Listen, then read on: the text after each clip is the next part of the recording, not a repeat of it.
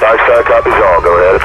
Message to observer. Alpha 3 rounds. AT delay in effect. 3 guns. Bravo 2 rounds. 2 guns. Smoke on effect.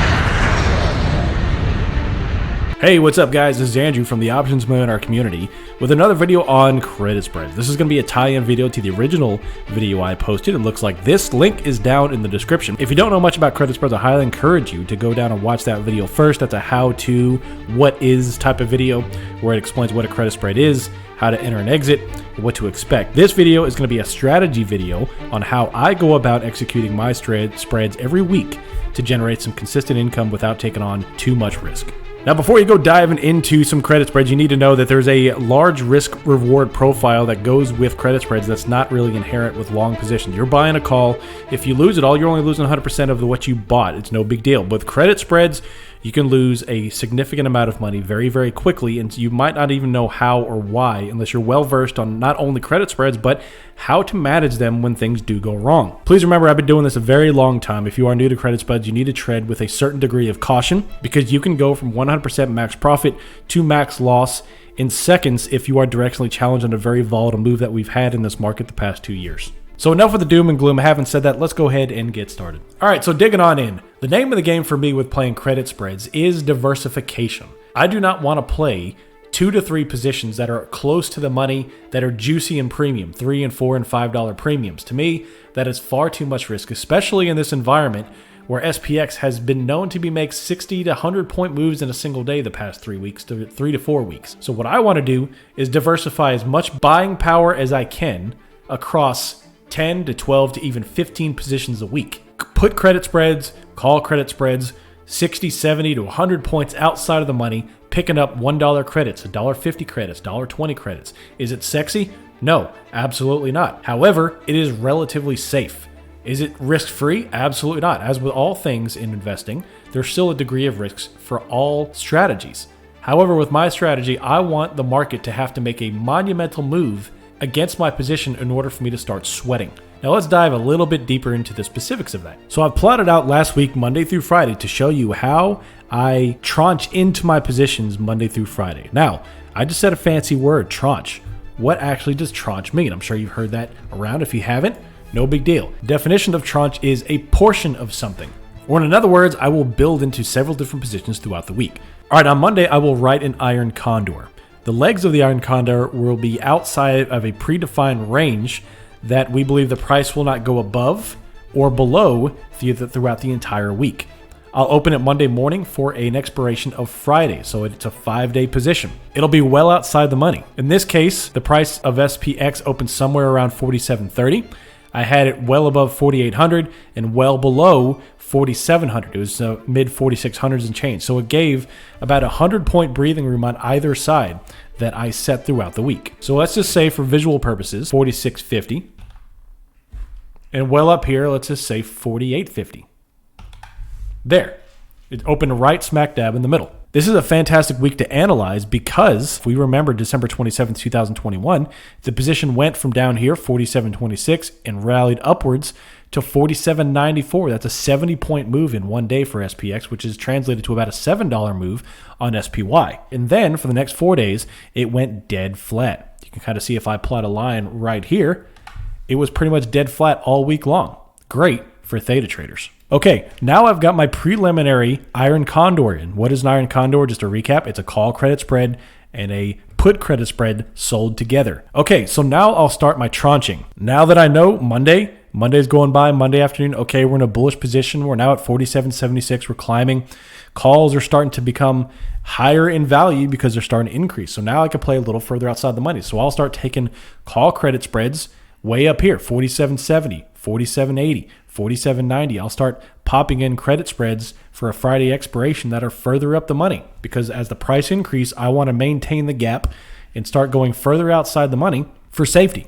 As well, I'll start tranching in some put credit spreads. All right. So now I'll pop up a little bit more on the put credit spread strike, maybe 46.75, maybe even 4700, depending on what my thesis is for the remainder of the week. In addition to this, I will throw in some zero DTE positions. And that's where I start kind of augmenting my weekly income with some safe zero DT positions that are $1, maybe $1.20, $1.40 in credit that are still well outside the money based on the price action. So if the price action is incredibly bullish, the whole market is bullish, it's supporting a bull run, I'll take some put credit spreads that are still further outside the money, zero DTE positions that'll expire worthless on Monday just to kind of augment some income for the rest of the week. So then Tuesday comes. We have another open here, 47.94. I'll let the morning action shake out, the morning volatility. That usually kind of flattens out by about 10:05 Eastern time. After that, I'll start playing some positions here, adding to the Friday expirations.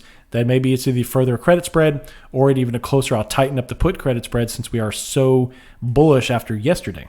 I don't play very many one-day DTEs because Theta doesn't eat one-day DTE positions as opposed to zero-day TD positions. And by the way, SPX only offers 3 zero DTE trades a week, Monday, Wednesday, and Friday. Tuesday and Thursdays, they are one-day DTE if you were to buy them because obviously there's no expiration on Tuesdays, there's no expiration on Thursdays, just Monday, Wednesday, Friday.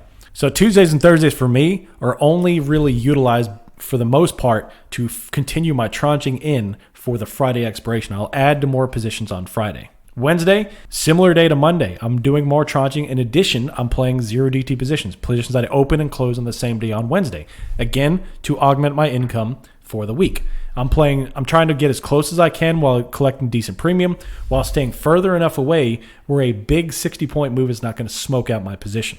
Thursday comes, another one-day DTE position where I'll continue to tranche in for Friday, and then Friday comes, and then, of course, more zero DTE positions I'll play, and then I sit back and relax, and I'll let my positions that should be expiring worthless for now expire, and I'll collect my theta for the week. Now, if it's Friday and you've got one of your weekly positions that are sitting way close to the money that you're uncomfortable, then you've probably mismanaged your positions. I don't want my positions going into Friday so close where any kind of move can blow me out. This past week, I had 8 positions going in open to Friday, and every single one of them expired worthless, and they were all well outside the money except for one. In fact, on this particular day, the closest strike I had was a put credit spread at 47.40, which was still too close for comfort, and I closed it well before the last dirty 30 when we had this big downside. I closed it for about an 80% profit because I just didn't want to face the downside.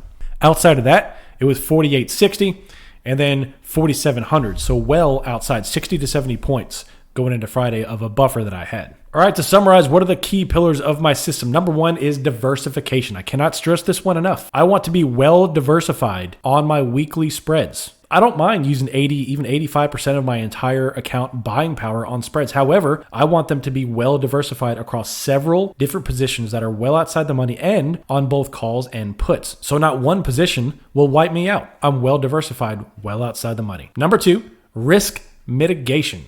Risk mitigation is the name of the game for spreads. The main benefit of spreads is that you have some upfront known fixed income when you sell a spread. You get that credit in advance.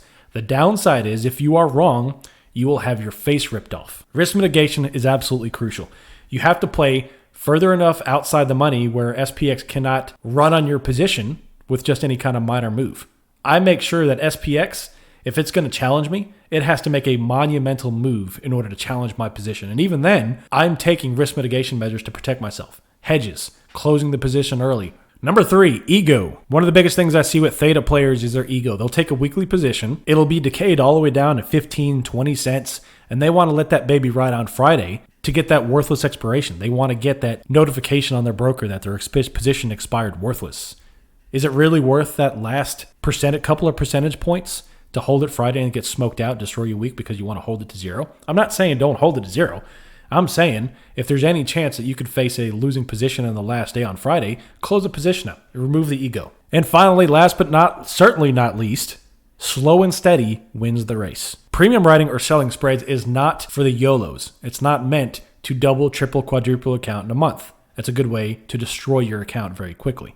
Please take the mindset of slow and steady wins the race. This is the long haul. Try to churn out 1 to 2 percentage points overall account growth every week in and week out for year after year after year, playing smart, well outside the money, $1, $1.50, $2 credits, easy peasy, and collect your theta. All right, y'all, that's all I got for you. Thanks for watching the video. If you're new to the channel, please hit that like button, subscribe to get notifications for all future content, as well as my Monday, Wednesday, Friday live streams. Come over and join the Discord. Link is down in the description. Fantastic community built on mutual education and support. If you want to pick up some cool investing merchandise, go to theoptionsmillionaire.com. Come over and join the Patreon as well. We got an awesome new challenge coming up in 2022, as well as an awesome community to learn from. Link is down in the description. I appreciate y'all watching the video. Till next time, I am Andrew with the Options Millionaire community. I'm out. See ya.